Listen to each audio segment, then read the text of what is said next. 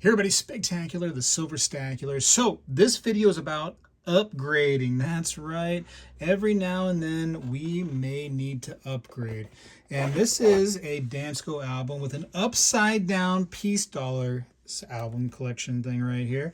This is actually a little extra expensive because it's upside down.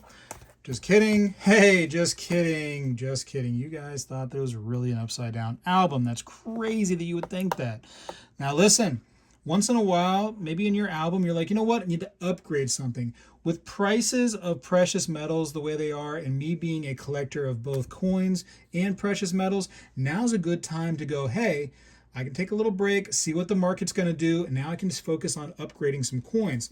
I have some coins in here that are, they're okay, they're decent. This 1923, for instance, that's definitely uncirculated. But I have some like XF, some lesser coins. There's definitely some scratch coins in here. I believe the 21, I believe I put a scratch 21 in there, et cetera, et cetera. So it could be time if I wanted to go ahead and upgrade on this. Now for me personally, and this is just me kind of mentioning the albums because it's an easy thing to do some upgrades with, I'm pretty solid on this particular album. If it was me, I would just buy another Dansco and do a completely new album and upgrade, or at least have a nice, maybe Unk only album there. Here's another album I'm going to show real quick, and I'm going to tell you exactly what I'm going to focus on upgrading after this. But this is a Dansco 7070, beautiful typeset. This is something that I wanted to do off the rip. I was like, you know what, let me get a typeset going and let me just get some coins to fill it. Some of these coins I found while coin roll hunting, some of these as I was shopping around from coin shop to flea market to pawn shop, all over the place. In my journey of collecting, I was able to find most of these raw. So that was kind of an accomplishment, I thought. And some of them I had to pick up, specifically for this album. I'm not going to try to tell a fairy tale and pretend like I found all of these just, in some kind of jar somewhere. Some of these were, particular only purchased for this album. So that did happen. I would say that most of these coins, though, were found raw.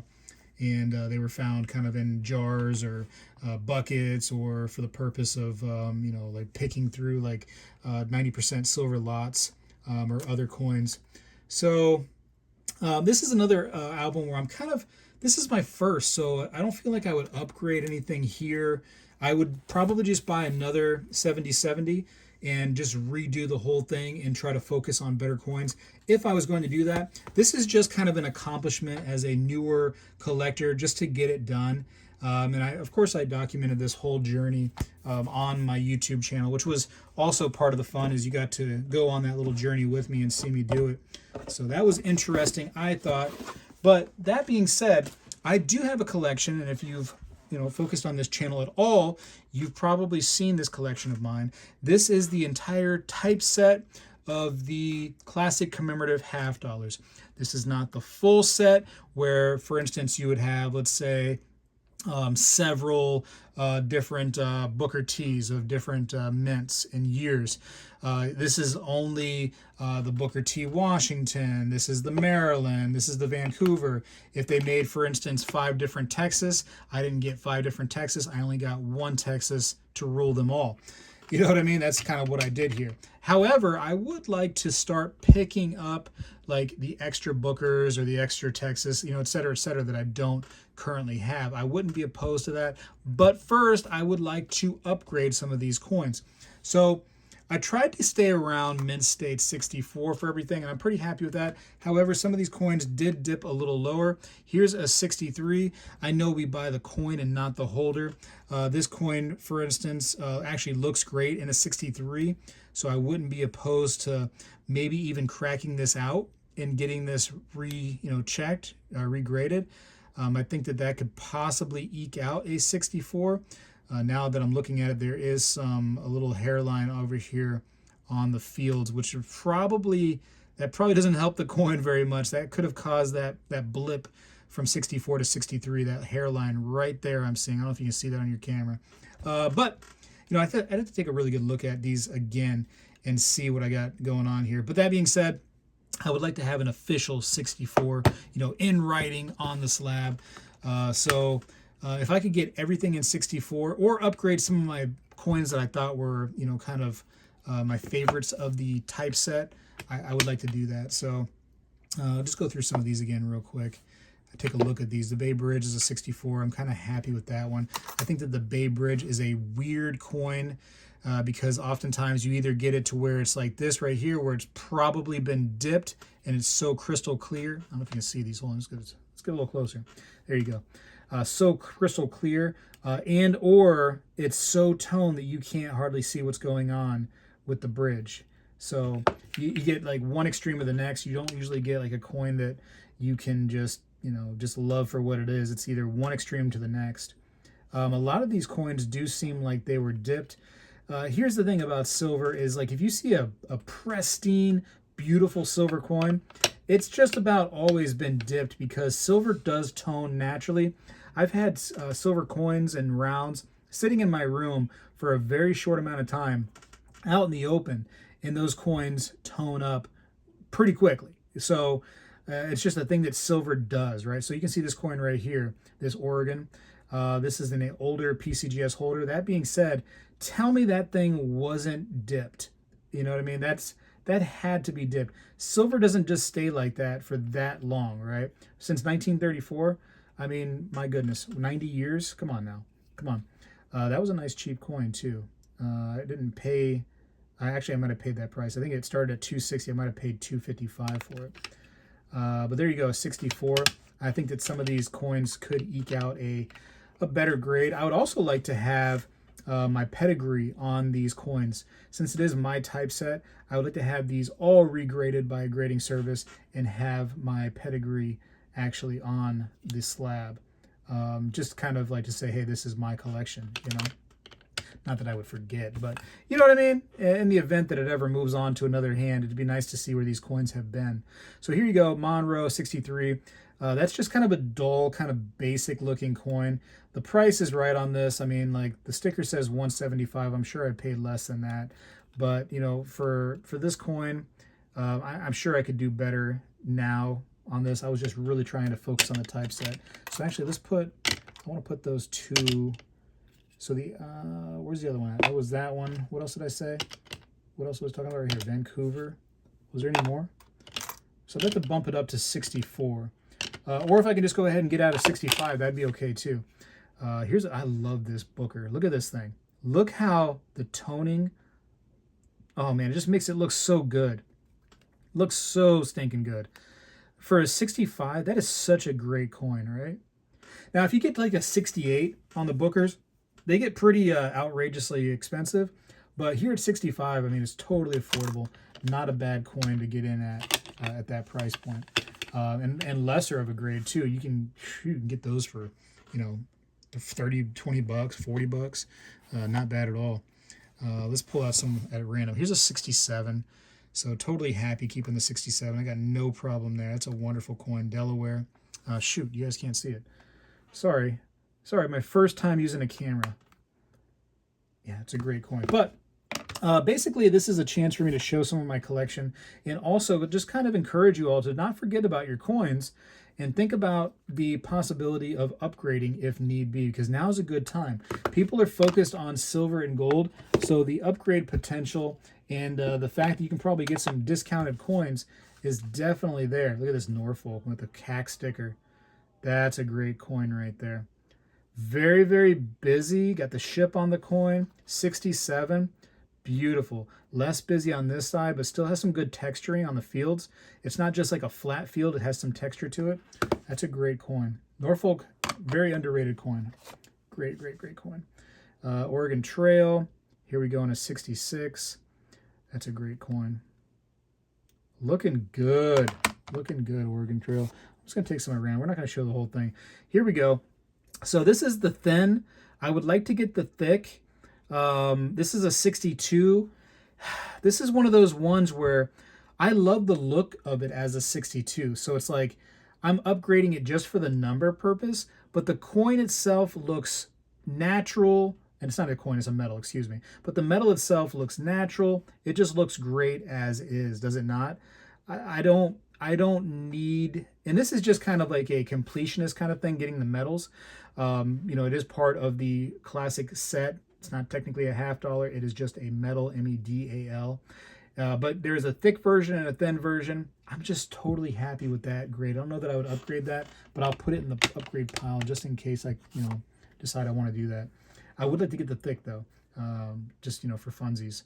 But again, I don't need the thick because I ended up doing the typeset. So the typeset is complete, but if I want to do a complete set over 100 something crazy coins, then I do need to get both the thick and the thin. But I would like to get the thick just because it, you know, is a neat thing to get for this set.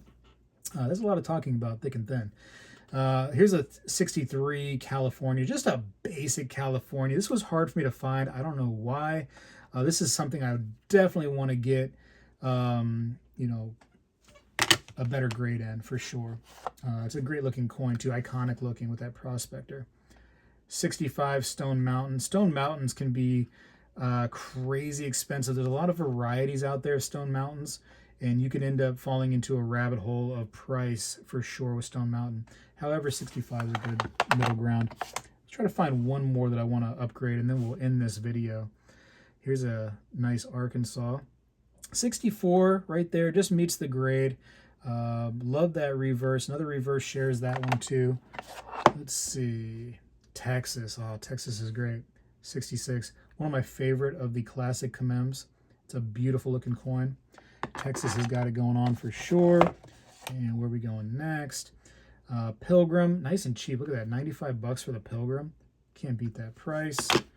Let's see. Of course, these are probably all more expensive now. Colombian. I would like to get the 92. Just because 1892 is the first year of any of the classic commems.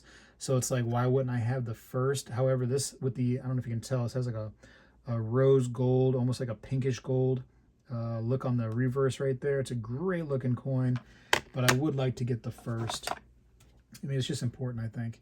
64, Illinois. Okay, here we go. 62, low mint state. 62, basic plain coin right there. It's got the catamount on the reverse. Just a great coin. I love the imagery, the animal on the back. You want to see something higher for sure. This is a little dippy in my opinion. Has some, you know, just has that unnaturalness to it. And I think that I would definitely want to get this one. Upgraded. All right, I lied. I'm going to do one more. I just got excited with these coins. Oh, the Pan Pacific. I love that coin so much. And that was a pretty expensive coin too. And some of these coins are a little pricey for sure, but you can come down and get a better, cheaper coin. Looks like this one right here says it cost me $1,000, but I don't know what that actually was. Not really sure. I don't know. I don't know what he actually wrote. But anyway, 63 on that. It's not a bad coin. Not a bad coin at all. It has a more of a natural look to it. So I might consider upgrading that one.